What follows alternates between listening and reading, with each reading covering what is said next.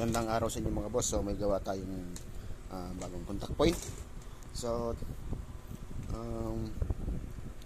ito kasi yung request kasi ito ng sir, ano lang ito, gusto niya kahit iangat yung kabila ng stick, walang ground. So ganito lang ito kalakas mga boss. Testing natin sa dito pang tabsing yung wire.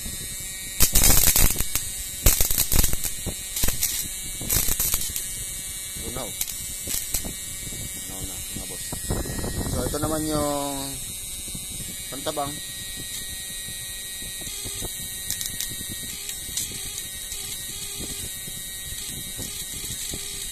So pwede natin itong mas idin-din pa mga boss. So adjust natin dito sa ibabaw.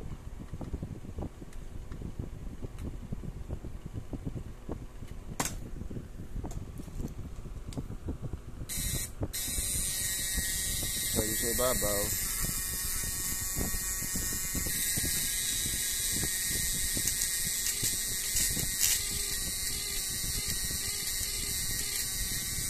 baliktad ang connection. So nilagyan ko mga boss ng palara. So testing natin.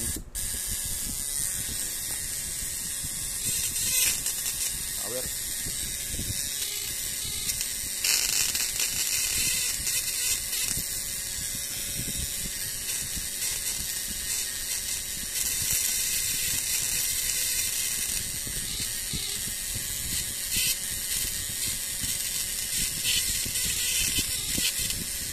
Pusado.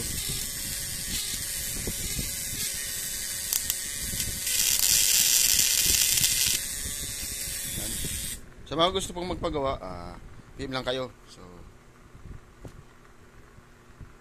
wala. Okay. Contact point. Ito ang size nito mga boss, medium. Medium lang. So yung small na medyo mas maliit pa. So ayan. Pwede nyo i-adjust dito sa ibabaw kung gusto nyo mahina-hina. Yan. Adjust lang din yung ibabaw sa mga gusto mong magpagawa. Yan. Ito kaya po meron yung tornilyo dyan. Yan pong adjust niya. So kung gusto mong hindi mas madang madiin, mas tumipid pa sa kain ng battery, so adjust lang ito. Ito lang yung i-adjust nyan mga boss.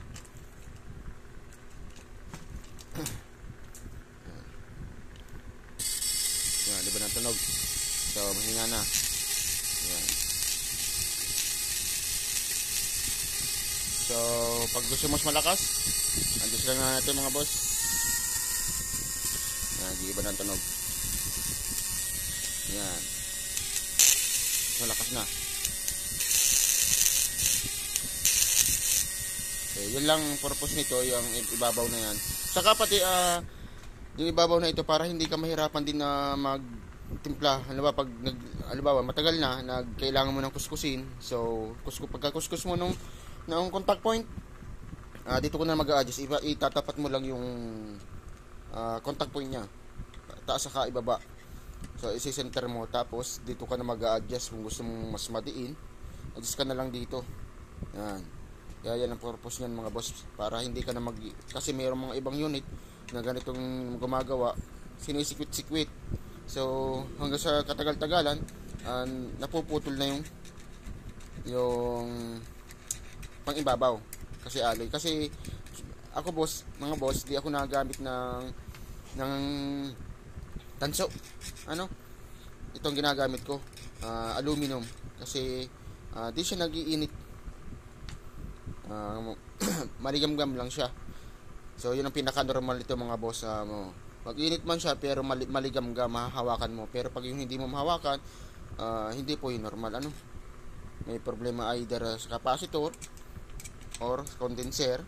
Yan ang problema niyan. Pag nagiinit mga boss yung ibabaw.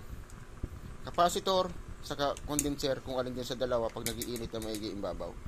Or pag hindi naman, pag gayon pa rin, bago naman, halimbawa, nagiinit pa rin yung ibabaw, dagdag kayo ng capacitor. Yun ang para mawala yung init. So kaya ganun, kaya need niyo magdagdag ng capacitor para Kaya nagiinit yan.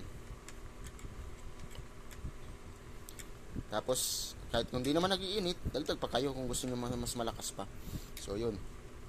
So ito mga boss, pantabang, saka meron din itong pantabsing. So yun lang. Ano niya? Ang pwede niya maging ang ano nito, ang output nito. Ang rewind nito dalawa lang. 14 primary saka 23 ang output. So ayan, solid.